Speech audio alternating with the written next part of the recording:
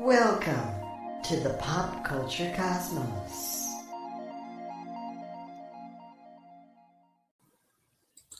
And we're back with another episode of the Pop Culture Cosmos. It's Gerald. Last week, coming right back at you here for the Pop Culture Cosmos.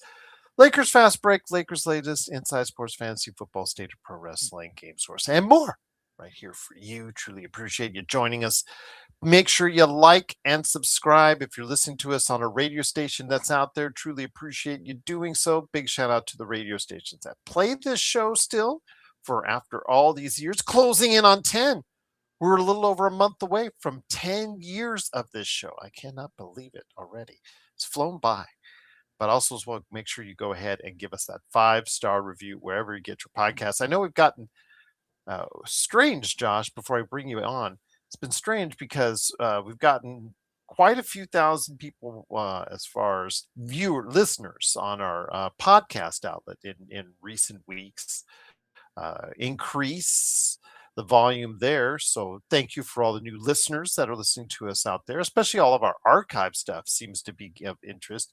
And then also as well, the new 100, we've got over 500 subscribers, 150 subscribers to popculturecosmos.wordpress.com in the last since we talked about it, like 2 months, we've gotten over 200, almost 200 subscribers. So thank you so much indeed. Just a big surprise. Yeah, I like it. So please, more of it. We just thank you for supporting us, and hopefully you'll continue to do the same right here at the Pop Culture Cosmos, indeed. But it wouldn't be a Pop Culture Cosmos without my good friend. He is the legend among all legends when it comes to pop culture and collectibles. Go ahead and check out what he's doing today at the Happy Hoarder. Also, as well, the Plucky Gamer, Humanica Media, and more. He's got all of his own things that he does that you need to check out as far as concerned. Plus his Medium account, as far as his blogs, so you got to go ahead and check out as well, and his social media where he often makes you think himself. It is Josh the Great Peterson. What's going on, man? What is up? Yeah, it's life, man. It's life. Everything's good. How you doing? I'm okay. We'll talk about a death that might affect you more than me because of your love for Jurassic Park here in the second.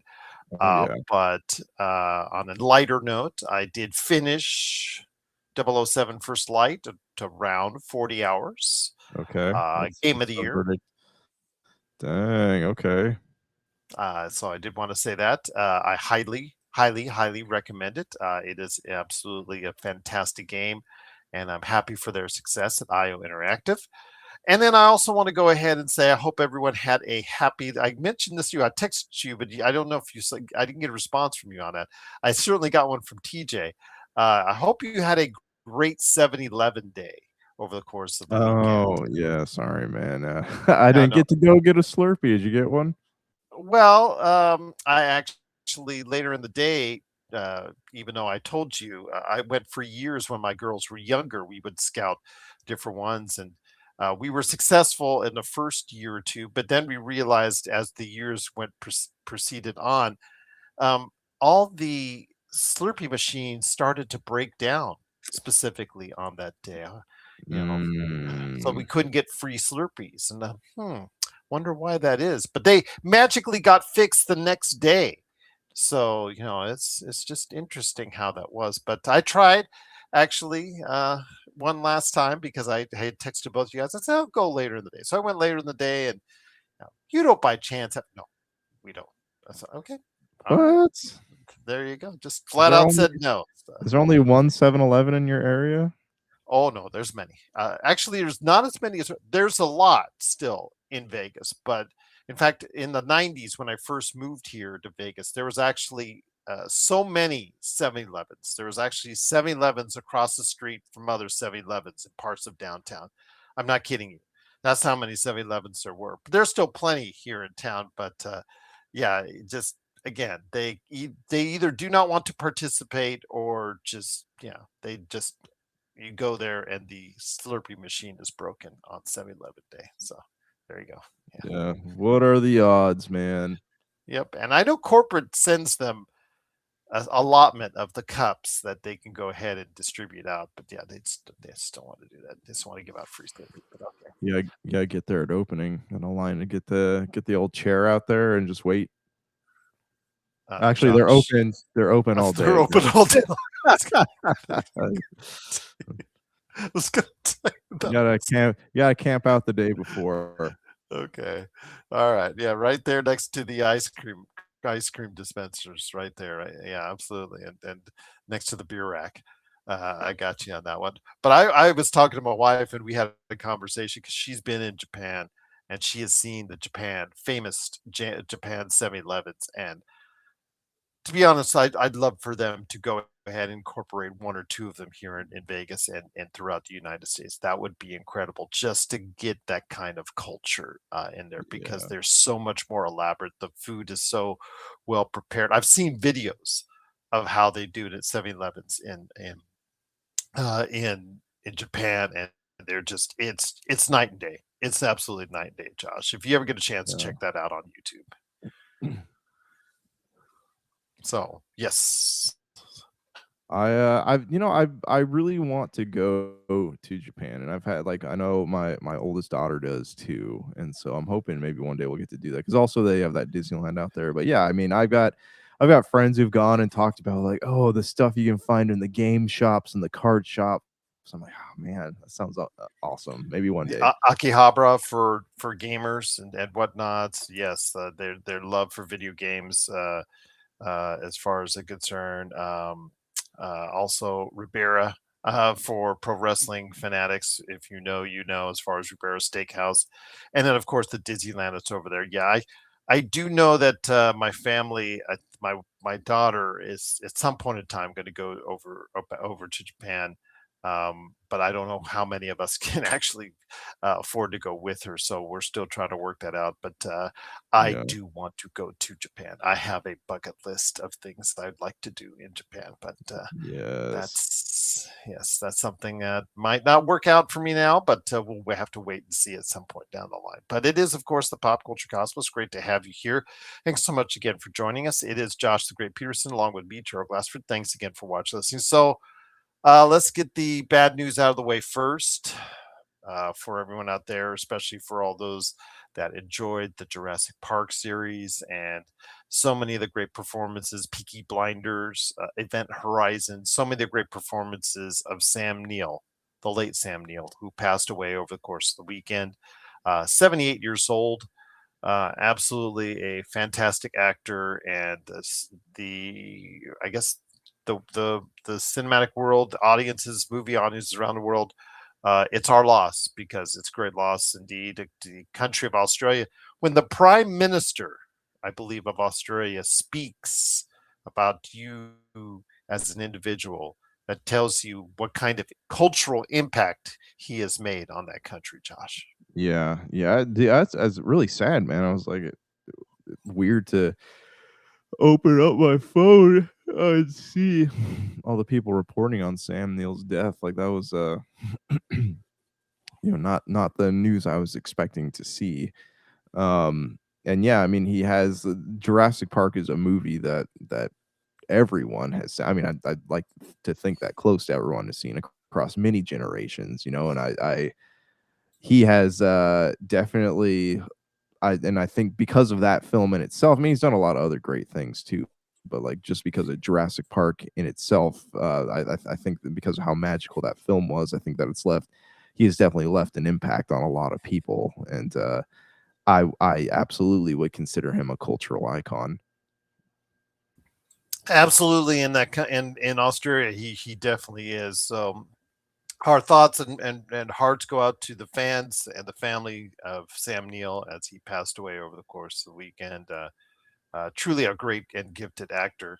Uh, uh, I I think his performance in Event Horizon is very underrated. And again, as a horror movie, I thought it was a really good performance there. Obviously, from the Jurassic Parks, Peaky Blinders, and so many countless other roles that he has played over the years. Just absolutely going to be missed by moviegoers across the world. But again, our best wishes to the fans and family of Sam Neill on his passing over the weekend at the age of 78.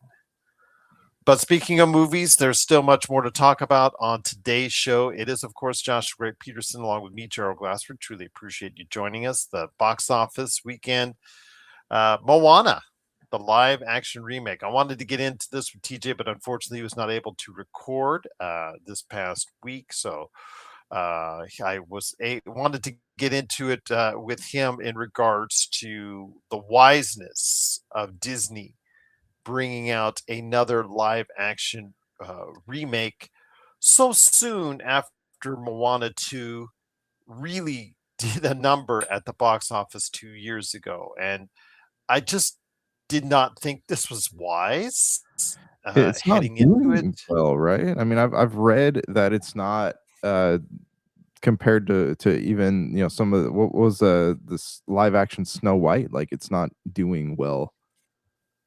No, it is doing in the range of of live action Snow White. It earned $43 million over the course of the weekend. It's about half of what was hoped or expected from as far as domestically. So $43 million is a very soft weekend, and this movie, with the around $200 million budget, is probably going to end up losing about $100 to $150 million over the course of its theatrical run. It has not even yet earned $100 million at the box office right now at 95 worldwide. So it is not going to fare too well as far as if you're for our summer box office scenario as well. That's another one we might have missed on. But when it comes to Moana, my friend, I think just with more live action remakes on the way, including Tangled, among others, and that we'll be seeing. I don't know. I just don't understand Disney's process. Disney's is just like their big budget hits or misses. It just seems to swing one way or the other. And it just I don't know. It just seems like they remind me so much of a hitter in baseball these days that are either striking out or hitting a home run each and every time out. It's just there's no singles, doubles, triples. It's not going. It doesn't happen, Josh, for them. It's either a bust or a hit for Yeah. Disney at this point in time. Yeah, yeah. Like the live action Moana, I just like it's just of all the movies, man, to make a live action adaptation of, like, they were like, this was a cash grab. If it's plain and simple, otherwise they would not have decided to go the live action route so soon after the last movie had come out. Like, they were trying to ride that wave instead of seeking maybe some of the older properties in the Disney catalog that are probably better suited for a live action remake, but don't have momentum right now, you know? Yeah, absolutely. I mean, again, Moana is one of the biggest hits ever on Disney Plus and on streaming as far as a movie is concerned. Then Moana 2 came out a couple years ago and did really well at the box office, which gave them the impetus, along with The Rock pushing for this as well, as far as doing this live action remake. And uh, it's just, again, the foresight you got to have in saying, is this going to work? Who is this going to, and will this connect with a large audience? And then the fact where you place these things. And we're seeing this feast or famine mentality again amongst the box office. Now, this year is doing better than last year, box office wise, year to date.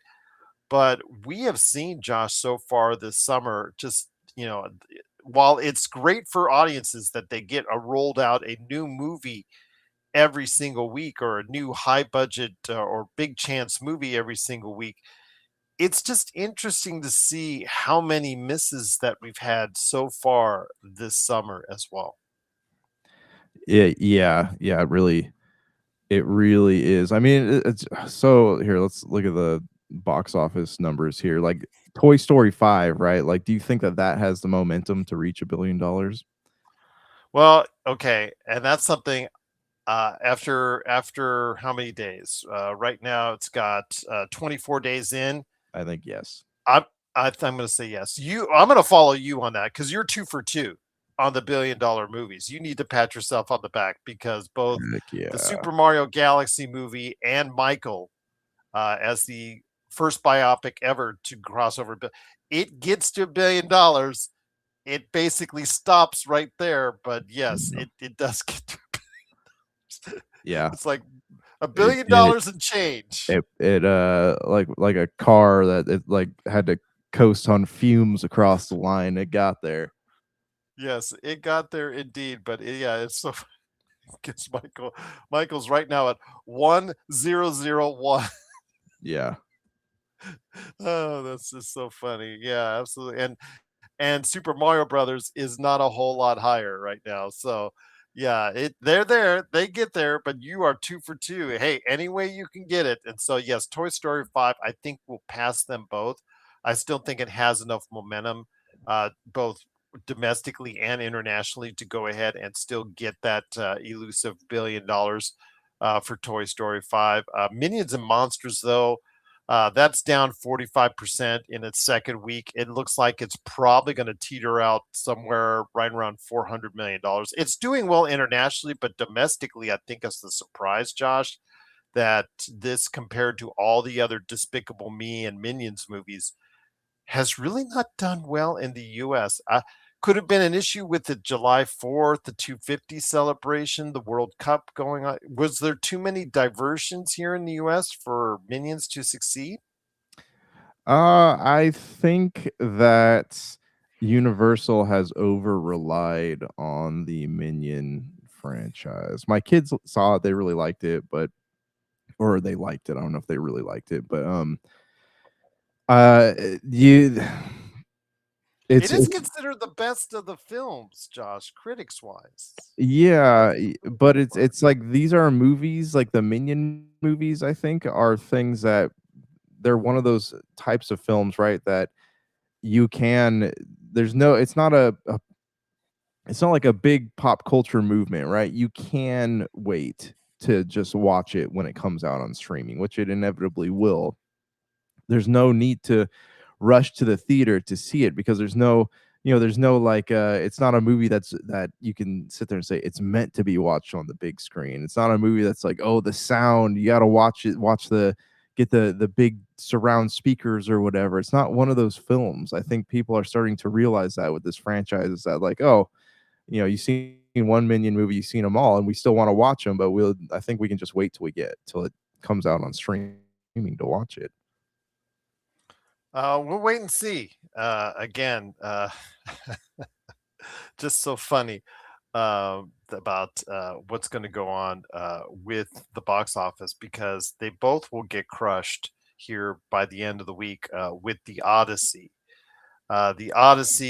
Christopher Nolan's latest, obviously based off of the Greek tale of old, as far as Odysseus and his little trek around the world.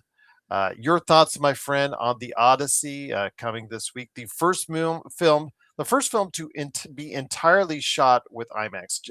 Christopher Nolan has had a fixation with IMAX now on quite a few of his films, but he's only been able to shoot certain sequences because of the loud noise of the camera when filming. Dialogue is really hard to film in the past with IMAX cameras, but they found a way to deaden the sound a little bit of the IMAX camera enough to where you could get an entire movie on IMAX.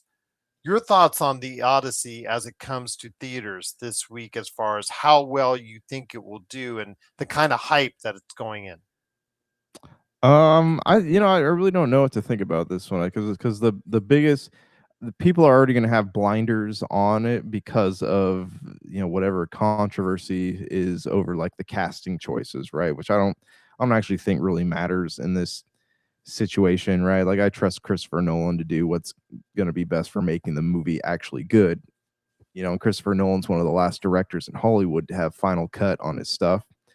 So I mean, I think the movie's gonna be good. I don't, I think it's gonna be a unique film because we don't, and look at we don't get a lot of like fantasy myth type stories anymore in cinema. And so like when I originally heard he was going after this one, like I really didn't know what to think of it, but seeing the trailers actually looks really cool. And like this is a movie, right? Not like the Minions, but this is a movie that I think needs to be seen in theaters to appreciate.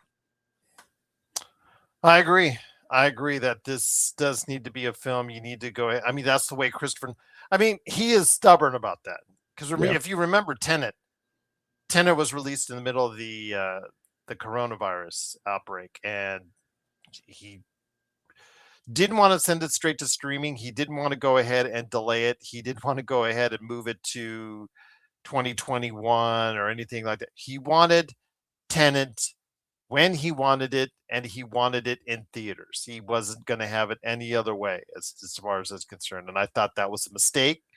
I think Tenet was a good enough movie to be a even better and bigger success than it was.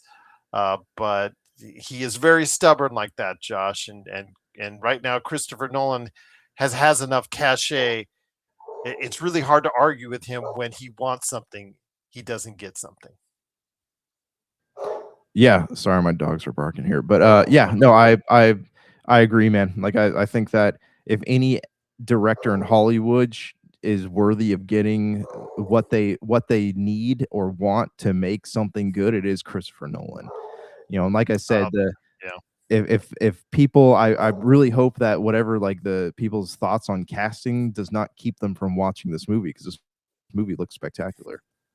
And that's the thing. That's the thing going into it. And I know you got the dogs there barking and whatnot.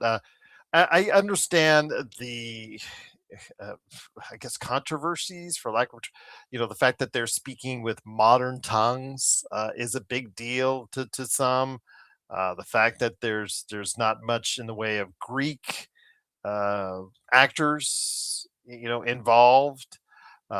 The acting choices for some of the roles. I know that again. Stop me if you've ever heard this before, based off of ethnic origin, that so certain people have issues with it. Again, it gets a little tiresome, Josh. As far as it's concerned, let's just let these people act. If you if you don't want to see the movie, don't see the movie. Yeah, That's all I no, say. I'm tired. I I'm just tired of it. Just don't see the movie. Just don't see the yeah, movie if you have I an issue. I agree, man. And also, like, we know so little about the um yeah, I mean, we know so little about the culture of like Troy itself, because we literally just like that's one of the more recent archaeological discoveries in history. Like before, no one even knew if it was a real place or not, right? And then they, found some evidence that it was real, or could have been real, or whatever. So I mean, the ethnicity of like Helen of Troy, like I think is a very minimal point. It's not really worth arguing, because we still don't know a lot about about Troy and about the people that inhabited the city. So I mean, it is what it is. So I don't know. I think it's dumb. People act like they've been there or that they live there, Josh. Yeah, yeah, Or exactly. that was like 20 years ago or something. And I'm just like, seriously, people, Yeah, just you know, they weren't all British actors back in the day. Speaking in a certain I don't know what they want. I don't know what they want. I guess they want to speak of some time with using a little bit of Latin here and there with British actors and British accents, and they're British actors in this film, but they're using their American accents for the most part. And yeah, again, I don't know why Christopher Nolan asked for all this stuff. These changes, like Tom Holland. I don't know why you asked him to do his American accent throughout. I don't know why you did the same thing with Robert Pattinson and other choices. Again, I just want to watch the movie. Just want to watch the movie and enjoy it. It's a fable. It's a story. It's yeah. something that's been made up, and I just want to enjoy it for what it is. And I'm just so tired of these controversies. It's just like they fall on deaf ears with me. Yeah, yeah. No, I agree, man. It's like everybody always needs something to complain about, like especially when you get on social media, right? Everyone's trying to be like the loudest person in the room, and it is what it is. And I think that if you're not going to see this movie in theaters, you're a fool. Absolutely, because this is going to be the first movie entirely shot on IMAX cameras. And I think that really a lot of people need to take notice of that because it's not every day you get this. Because the sheer expense of running those cameras, then now modifying them to, you know, actually allow for dialogue to be recorded, uh, that's what I want. That to see that what's the result of that because we've never seen it before. So I don't do IMAX very much, Josh. I am spending the extra money to go IMAX with my family. Yeah. Oh, sorry, am I muted? I can't. I lost all No, my. you're Oh, good. there we I go. can hear you. Okay, all right. You're good. Yeah, no, I agree, man. I think that it's definitely worth seeing. We don't really have any big IMAX screens out here, but yeah, it's definitely something I do want to see. I will spend the money to go watch in movie theaters. Absolutely, indeed. So, again, the Odyssey, the expectations are an opening between 80 and $100 million domestically and $200 million worldwide to get off the start. I don't know if that's going to translate to, past Oppenheimer. I think it's probably going to do 600 to 700, $800 million at the box office. I think would be a big win for this movie. If it has legs, then we'll talk about that after the first weekend to see how it is there. But I don't think it's beating out Toy Story 5 as far as I think Toy Story 5 here in the coming days will become the number one movie of the year.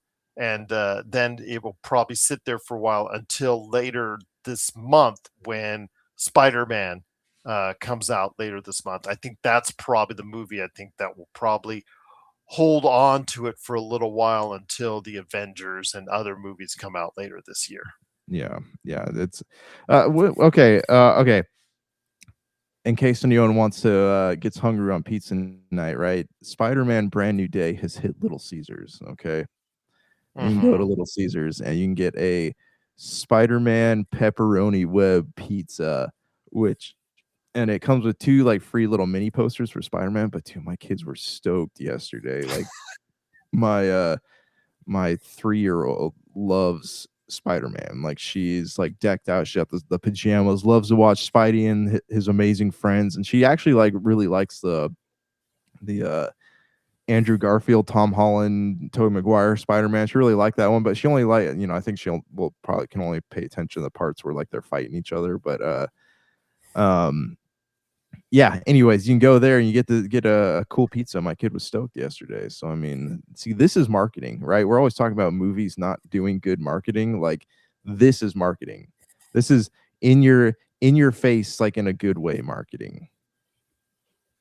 That's true. And we'll see what happens. But it is Spider Man, A Brand New Day, coming out later this month. But it's the Odyssey coming out this week. And I'm looking forward to seeing that as far as the way that Christopher Nolan intended to with the IMAX theaters. So if you get a chance, I know that initially the first weekend for IMAX theaters is going to be virtually sold out. So I mean, if you can try and get to it, but my suggestion is probably waiting a week for IMAX theaters.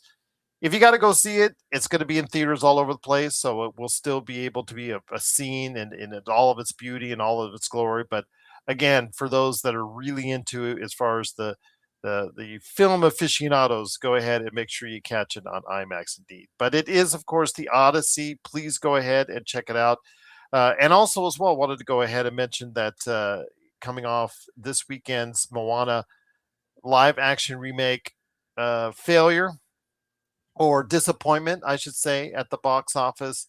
Followed up by Minions and Monsters, Toy Story 5, and a big shout out to Michael, which earned over $1 billion.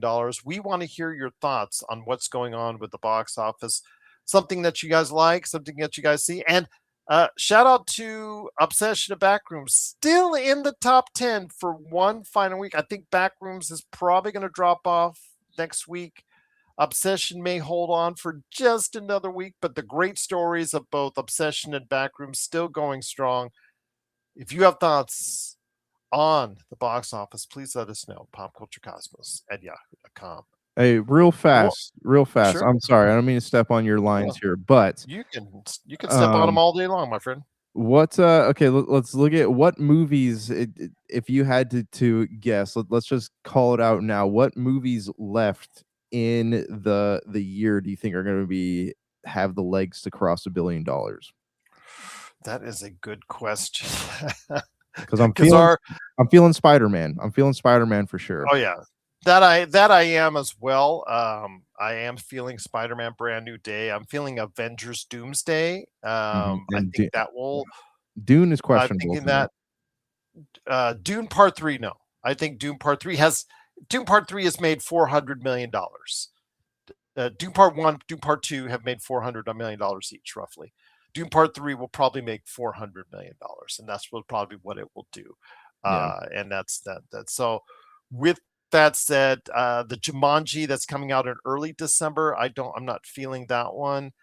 Uh, I think I think it might be just the Marvel movies. I mean, the Marvel shows, the Marvel movies. I think that just will be the Marvel movies. That's going to be the only ones I could say for sure, for sure. I have to check what's coming in November around Turkey Day, which I'm going to go ahead and see right now.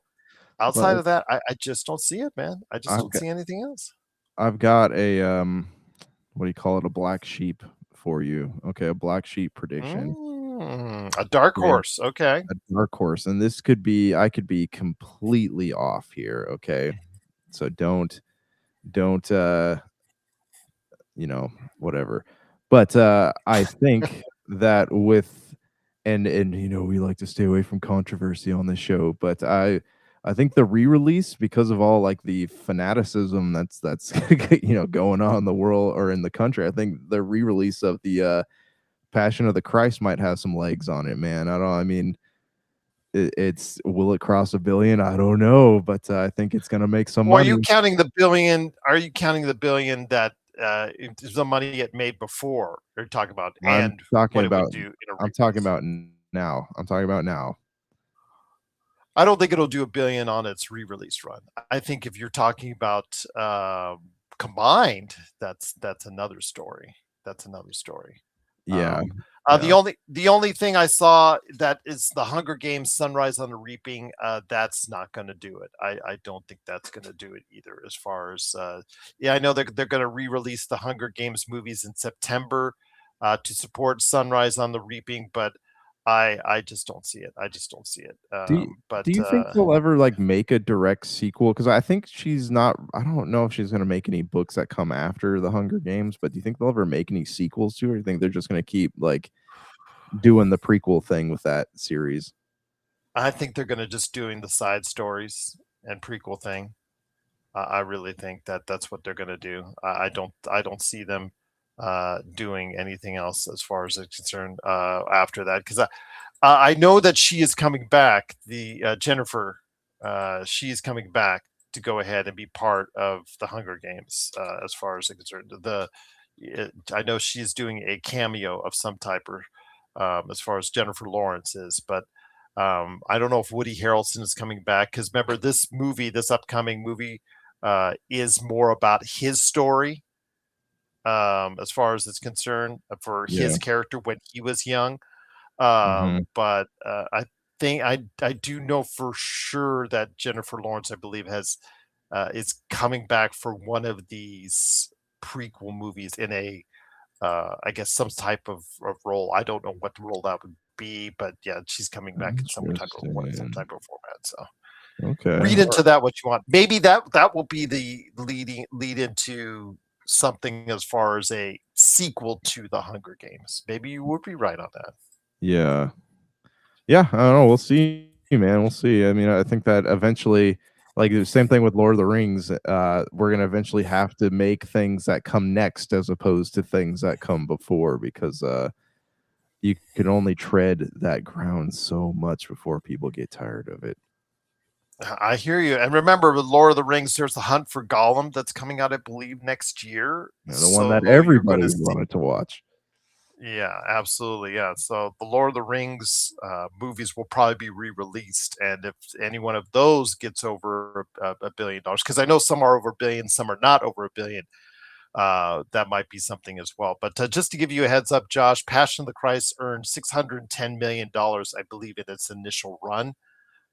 So you would have to earn $400 million at the box office on this re-release. I don't think it will do that. Re-releases do not usually last that I'm long. just saying we're in a weird cultural spot, man. Oh, and I don't disagree with you that it won't do well, but even doing well would probably be $150 million in its run. If it made $150 million, I mean, because you're talking about something that's been on DVD, Blu-ray, and VHS now forever, and also on various streaming outlets. So it's re-releases. If it did over $150 million, I'd call that a big win on a re-release. Yeah, but I understand the climate that we're in. I get the you. Possibility is there, I guess. So if it does on the re-release get it over $1 billion, that would mean a huge, probably one of the biggest re-releases ever, as far as that's concerned, if not the biggest re-release ever of a movie, like years after its initial release, coming back and making hundreds of millions of dollars. That's a definite rarity indeed, but we'll see what happens. But if you have thoughts on the box office, please let us know. popculturecosmos@yahoo.com. Well, my friend, something you're also very familiar with, as unfortunately we talked about with Sam Neill and your familiarity with Jurassic Park. Something you are familiar with is Assassin's Creed. And I know your love of Assassin's Creed emanates from the early days of Assassin's Creed with 1, 2, 3, and 4, which was Black Flag. And so last week, Ubisoft updated Assassin's Creed with Black Flag Resynched, which is a updated version of the Black Flag game. It's gone, I think, pretty as well as expected with as far as the critical reception of it. The audience reception is mixed because of all the, of course, stop me if you've heard ever. Yes, yes, microtransactions that have been included in this that you have to get. Your thoughts on AC Black Flag Resynched, and if it's something you're going to get back into. Again, it's been streamlined for modern audiences and modern gamers. Is that enough to get you back into the world of AC? Yeah, actually, I went to actually buy it the other day, and I sat in the parking lot of GameStop, and I was like, "Is this something I really need to spend money on right now?" So, and ultimately, I was like, "No," and so I drove off. But I'm in the middle of playing Alan Wake, and then my wife got me Ghost of Yotei for my birthday, so I'm probably gonna play those. But yes, this is a game I do want to buy, even if I just have some extra cash and I put it into my my to play stack for a while. But yeah, I mean, I'm still gonna play, and I mean, I don't know if you need to. Assassin's Creed, I think it was with I want to say it was Revelations, maybe, where they introduced, or it might have been Assassin's Creed 2, where they first started introducing microtransactions, right? Like you could buy, like, say you didn't, and they're not things you necessarily need to play the game, because the original Black Flag had this too, where it's not things you need necessarily to play the game. It's more like, hey, do you want to skip a bunch of stuff? Like, how much time do you have on your hands? Do you want to pay $7 and be able to skip some of this stuff, or you could like buy points to make your gear better, or like maps, right, that tell you where all the treasures are hidden on the map, or where all the what the sync points are. Like, I think it's just stuff like that. It's optional stuff, and some people will buy it, and that's fine. But yeah, I mean, it's but what's killing me right now with this game, though, is that I think it's $60. Like, it's a full price game to get. Like, it's right. If I'm remembering correctly, it is. Oh, it's full price, all right. We're talking yeah, Ubisoft here. $59.99. Yeah, I mean, and that's not full price today, but it's like full price for what it was at the time when it came out. So I mean, see, that's something I have an issue with, right? Like, that's something, and it'll probably be cheaper at some point. You can buy Shadows now for $20, but still, like, putting this game out at $60 and especially since it's something you've already played, like that doesn't make sense to me. It's again not surprising seeing we're in a situation, Josh, uh, when it comes to Ubisoft, where they financially they need some kick in the pants. They absolutely need a kick in the pants, and that's not surprising that they're trying to grease it for every dollar that it's worth. And still, it's the kind of game though, and AC Black Flag has been so revered by gamers now for years that it's something where a resync version, it's going to get those gamers that it's the rare game that's actually going to get those people that played it back in the day to relive it, and then also as well get a new audience in there because they've been told or they've heard that it's been streamlined for a modern audience and took some of the stuff that maybe was a little dated or stuff that maybe translated better to a different time frame in 2013 when it came out, that it's not in there now. So again, I think it's going to do well, and I think it's going to be something again like we saw with Oblivion last year. Oblivion, the Of way course. it was streamlined, Yeah, it that's right. was it That's right. was yeah, it was made for a gamer like me and you who played the original back in the day, but also was able to be accessible to a modern audience. And I think they did the same thing here. This could be the same story with AC Black Flag Resynched. Yeah, yeah. I mean, it's definitely like, it's definitely something I want to play. I think they sort of missed a storytelling opportunity with this one though, where like they could have in fact made it a pre more of a like a prequel, not a prequel, a sequel remake, like made it take place after Shadows, right? And just like but rig the modern day story to be like you're rediscovering this, right? And kind of get the modern day take back on track, but it's just a pure remake, I think, and they removed all the modern day stuff, which is fine. But yeah, I don't know. Like I'm excited to play it, and I've heard people are enjoying their time with it. Like I think that this is the quintessential Assassin's Creed game, and definitely worth it. If anybody out there has not played the original, like it's definitely worth picking this one up to check it out because it is a fantastic game. Is it your favorite or best Assassin's Creed that you ever played? Before you haven't touched Resynced yet. Is it going in the best Assassin's Creed you've ever played? So I am yeah, Black Flag is definitely like my favorite Assassin's Creed game, and I know I'm not alone in that sentiment. Uh, and I don't hate the RPG elements they put into like the more modern ones. Like I thought that AC Origins like was a little like they weren't quite sure what they were doing, but I really really loved Odyssey, and Valhalla was just completely bloated. But yeah, I mean, of definitely of the entire franchise, like Black Flag is my favorite. Well, there you have it. You need to go ahead and check it out today if you are interested at all in becoming a pirate. The pirate Edward Kenway, as far as is concerned, part of the AC lore. You get to go ahead and delve into it, and you don't have to deal with some of the stuff that we had to deal with when playing it in 2013. That is Assassin's Creed Black Flag Resynced. It is now available for you to go ahead and get today. Go ahead and make sure you get it. And if you have thoughts on it, more extended thoughts on your time and your journey in AC Black Flag Resynced, please let us know, popculturecosmos at yahoo.com.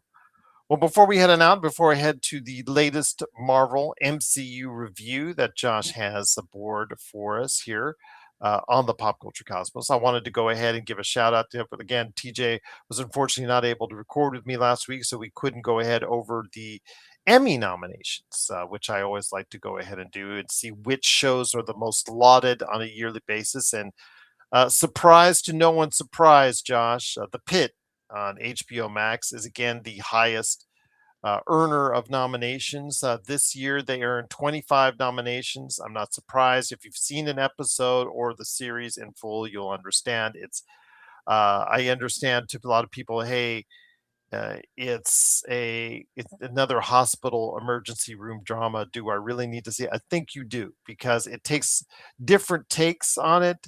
It's very intense. It is actually very well written and very well acted, and it does have. And as someone who actually went through in order to go ahead and get to his wife, who does work at a hospital, through the emergency room the other day, I did get some like images of the pit when walking through that emergency room the other day, and I'll just leave it at that. I was not there for myself, by the way, so I'm all good. But be that as it may, I always have to clarify that. But Of course. um, exactly, yes, I was not I was not a participant. I was not a patient. But up the hacks, HBO Max again, doing another great job with hacks in its final year. I don't know if this is for the final season or not. I know with the Bear, it's not anything nominated for the Bear was not for this final season. But for hacks, it scored 24 nominations. Widow's Bay, which I talked to you about before, Josh, on Apple TV Plus. Yeah, I want to One of watch the that. I keep looking at that show. It's There's Widow's Bay, and the other one that I keep getting recommended is From. And I keep wanting to watch those shows. I need to put myself in a mindset to where I can sit down and actually like take it in. Well, I'll tell you what, Widow's Bay is the new darling of Apple Plus, that and Pluribus, because Widow's Bay got 19 nominations.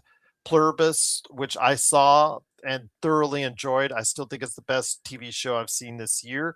That got 18 nominations. Beef on Netflix got 16 nominations, and DTF St. Louis on HBO Max got 13 nominations. But the one I want to talk to about is the one I just finished, Spider Noir on Oh, Amazon Prime. I just finished that this earlier this morning, and that got 11 nominations, all technical nominations. It is absolutely a fantastic looking show, television show. Yes, there's green screen all over the place, but it doesn't feel or look like green. It's well made use of the green screen technology in Spider Noir. Nicolas Cage seemingly looked like he was having a blast doing Nicolas Cage things throughout. the show As was as a made for him, man. Yes, it was. The entire supporting cast is great. So yeah, it's a lot of fun. It's a lot of fun to watch, and it's right up there with what I enjoyed from Pluribus. So, Spider Noir. If you get a chance, check it out on Amazon Prime. So far, I've been catching up with all my Amazon Prime shows and whatnot, and I definitely recommend Spider Noir even more than Fallout Season 2 or anything like that so far. Legend of Vox Machina Season 4 or The Mighty Nine, all great stuff so far, but definitely by far, Spider Noir is something you got to go out of your way to see. You know what makes me laugh here is that consistently for the past few years that I've noticed, the Oscars have been nominated for an Emmy. like that there's just it's I don't know if you call it ironic, but it's just It funny. can go that way, but it can't go the other way around. Yeah, it's just weird to see like an award show nominated by an award show. Well, it's on television, so I mean it's like a I live yeah, event, so it qualifies. yeah, it qualifies indeed. So, game shows, variety shows, how they break that down. What's a reality show? What's a reality show produced? What's a live reality? The way that they break down the categories is kind of funky. And then sometimes what they consider a comedy, like The Bear. Again, it's not in its final run. I think that this season that dropped on Hulu is not going to be eligible till next season, but having The Bear as a comedy is just absolutely comedic in and of itself for all of the years, but okay, what have you. Who Um, decided that? I mean, yeah, I don't know, man. I mean, it's got some funny moments in it. I guess it's more of a dark comedy, but you figure it'd be nominated into the drama category more than anything. I guess so. The only comedic times to me really was there was a birthday party scene, I believe, in season one, if I remember correctly, and then also as well season two when they had Thanksgiving dinner and would, as far as at the family get together, and they're all basically chewing each other out. Bob Odenkirk, Jamie Lee Curtis in there with guest roles, and yeah, Yeah. it's John Bernthal doing his flashbacks. He's there for the flashbacks. Yeah, that okay, I guess so. But yeah, as the comedy, I just don't think it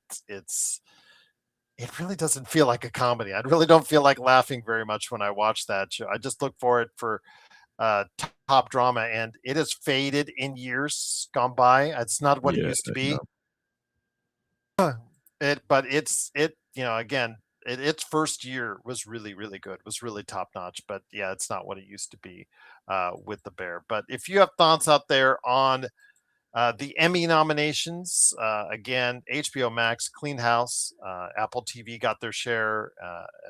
Please go ahead and check out Widow's Bay, and also Pluribus, DTF St. Louis, of course, also as well. Game of Thrones, House of the Dragon, got quite a few itself.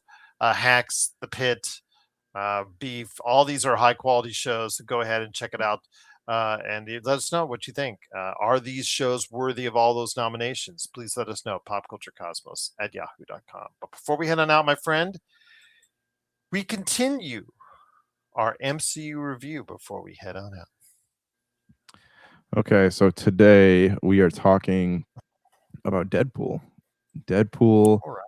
was a movie that almost wasn't, right? Like, it was Ryan Reynolds had put out that they've been talking about, right? And it's the same thing with, like, oh, Nathan Fillion would make a great Nathan Drake, right? And they should have really cashed in on that, like, way back when he was a lot younger, and I think it would have been a great movie. But Yeah. Deadpool, Ryan Reynolds have been talking about taking on that role for a long time, and everybody's like, oh, that'd be so cool. And then Ryan Reynolds made that short. Do you remember that day it released? I think it was oh shoot, I think we were in college taking classes when that dropped. But Mhm. it was awesome. Like, it looked it was everything that everybody thought it would be. And I think because of that, they're like, hey, this worked really well, like this, with our test audience, which was everybody. So let's make a full movie about it. And I think that it was a great movie. Like, it had, it was Deadpool, but it also told a pretty decent story, despite it just being Ryan Reynolds being himself, much like Nicolas Cage being himself. So definitely think that it was a great movie. And I gotta say, man, like, I don't know if they're like teasing this for later, but like, I feel like it would be a real missed opportunity not to get Ryan Reynolds in there with the cast of the original Avengers in this, like, Doomsday or whatever, right? Not, I know they're not all playing the same characters, but just to have them interacting with each other, I think they're really missing an opportunity if they do not surprise us by doing that. Well, they showed the first character concept art earlier today as we're recording this on Avengers Doomsday, and it did not include uh, Wolverine or Deadpool yet. But, like you said, it could be a surprise that's coming. But Deadpool, like you said, it changed the way we view superhero movies as far as what they could do, where it could go, and how funny you could get. I remember my wife and I were laughing. Oh, we're in the aisles laughing, just bending over, because we're just doubling over. It's one of the funniest movies I've ever seen in a theater, personally. As far as the original Deadpool, the way we reacted again, it was just absolutely just such a great time to view, and it's still funny to me today when I watch it. But absolutely, he has changed things. Now, there's always a possibility with him doing this role so much that it's really hard to keep that up. Plus, the fact that if he's doing it in a PG-13 format, it's a little harder for him to hit those high notes comedically. Do you have any issue with that with him going forward in the MCU? No, I don't, because I mean, the MCU, they have been more lenient on, like, the more, like, rated R type stuff, and this was a necessary, side effect, I guess, of opening the multiverse, right? Because then you introduce people like Blade and that was also a rated R movie, and I think they're talking about there's one moving well, and technically Deadpool and Wolverine is an MCU film too. So I mean, yeah, I mean, I think that they're more open to that idea than before. But if when it comes to like Avengers Doomsday, like I would be fine having his like his vulgarity toned down just for the opportunity to see them all on screen together, even if it's just for like 10 minutes, or as part of like a battle scene like they had in Endgame, right, where all the characters are working together, just to like see him in there fighting and having a couple one-liners would be funny. Like I think it would be a missed opportunity not to do it. I agree. I would look forward to that. I would probably geek out just like you would, and if you saw that on screen, I would be excited to see that. But the question is, in this days and age in 2026, with the way superhero movies are now perceived, kind of like the way that they were perceived around the turn of the century, as far as that's concerned, just not in the same way that they were with the height of the Marvel Cinematic Universe, but will it translate to a larger audience? We're talking still about you and I thinking it might still hit $1 billion worldwide. If it doesn't, I think it would be considered it's the only film that I think, even with Spider-Man, I think if it doesn't hit $1 billion, it's considered a failure.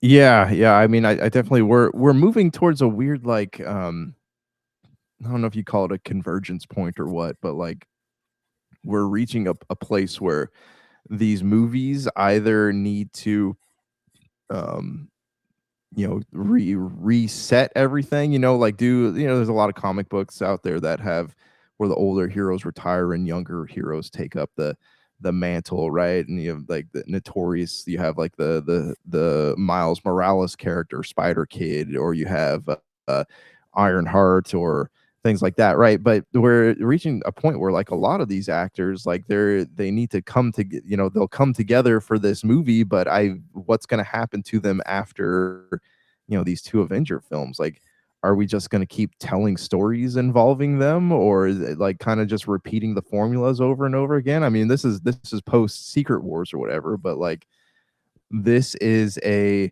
reaching a point where that could happen, right? Like we're either you need to tell fresh stories, or featuring new characters taking on old roles, because I mean that's kind of the comic formula, or we just need to like let things sit for a while, and maybe take a couple years off and let people kind of cool off a little bit, Well or said, just my stop friend. making them. Yeah.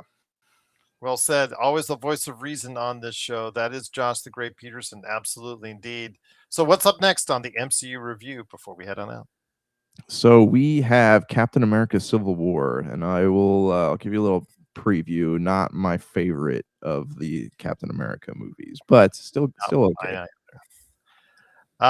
For me, it was a tale of two movies. So Is a Tale two movie, yeah, and it was a completely missed opportunity, because the Civil War comic book was absolutely amazing. If they had the rights to all the characters that made that, like they do now, I think it would have been a fantastic film if they made it today instead of back then. I think they they jumped the gun on that one. I agree, and there's again, we'll talk more about it. I have some things to say about that movie as well.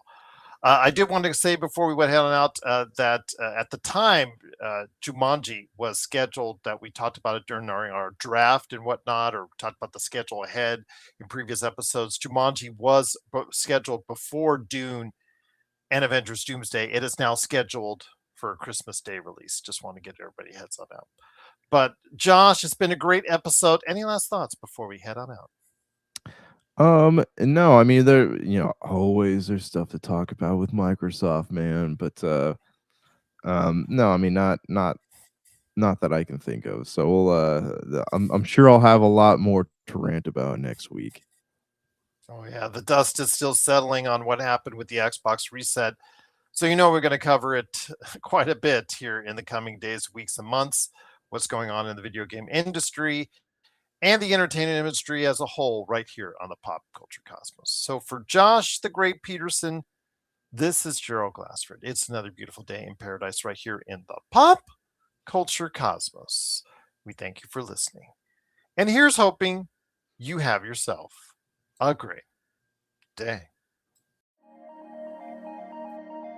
Welcome to the Pop Culture Cosmos.